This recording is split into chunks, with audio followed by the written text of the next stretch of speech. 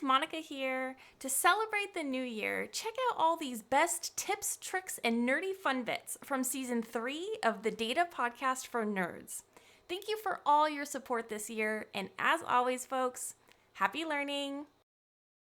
One day in consulting is like a week working in industry because you get experience in so many different areas, and oftentimes, the projects you're working on are more complex projects that, that's the reason you were brought in. It's hard, and they didn't know how to do it, so you got to figure it out. And that's fun, but it can also be stressful. But I think it's a great way to learn. One of the greatest things about a data person is, like, you're going to find a lot of us are overthinkers, and you can overthink yourself into being paused. And so I would say if you're an overthinker, but you've been thinking about data, like, you probably should be encouraged to at least explore it.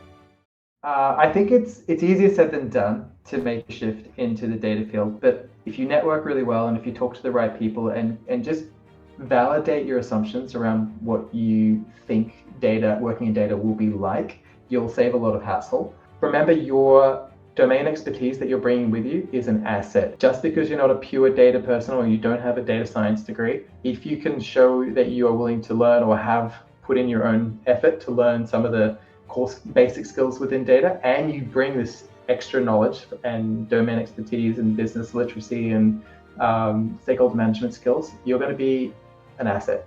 You're like gold dust. Your resume is not going to get you a job.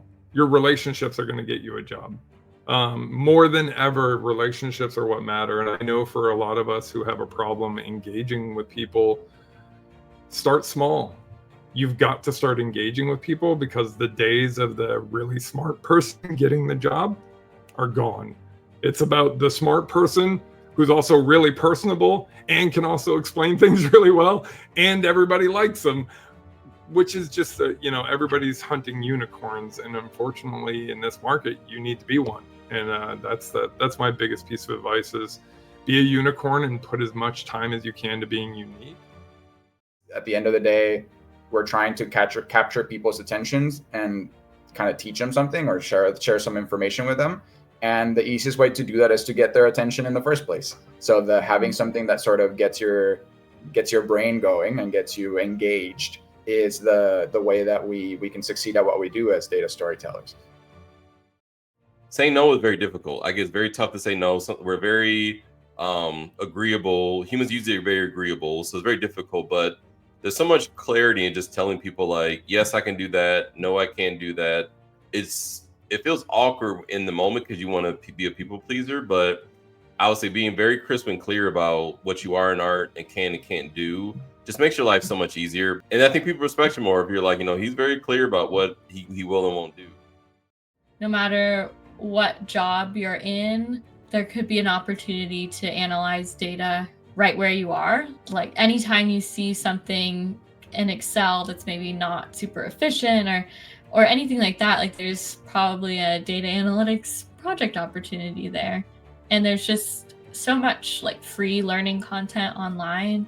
So I think if people are interested in moving into analytics, like, there's more content than ever now. No matter where you're coming in from, you have a knowledge base that you can bring into data that's actually really helpful. So I would highly encourage to look at the ways that your previous knowledge is transferable. There's always some new way to find what you're good at that can be leveraged in the data space.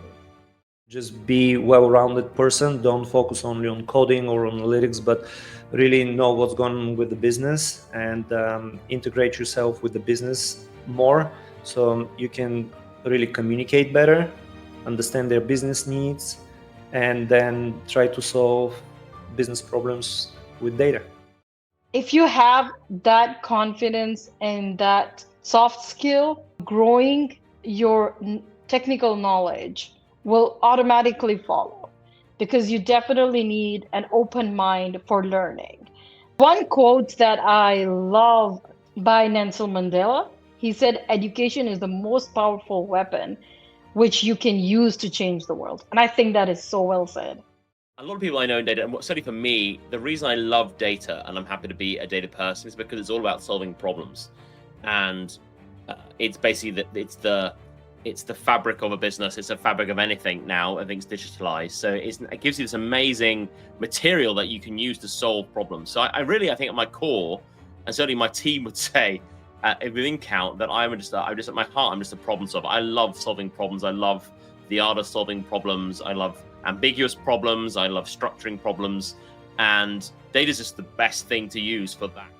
Yeah, I feel like foundations are here to stay. You will, most good companies, most good interviewers will still continue to test your foundations. So in terms of like preparing for interviews, make sure you still revise your foundations. Crawl, walk and run, like that fundamentals is very kind of basic thing, but it should stick, to people's mind that start from the basics. I think my top skill in my whole career has been being open to opportunities. And I tell college students that all the time. Like, sometimes you don't know why somebody has tagged you for something. Yeah. And you just have to walk down that path a little bit further. And if you don't like it, you can always go back. Like, you'll always have your degree to fall back on. You'll always have your experiences to fall back on. But you might find that you love it. And that's exactly what happened to me, where data governance became and has become like my focal point. I wrote a book in it. I present at conferences in it.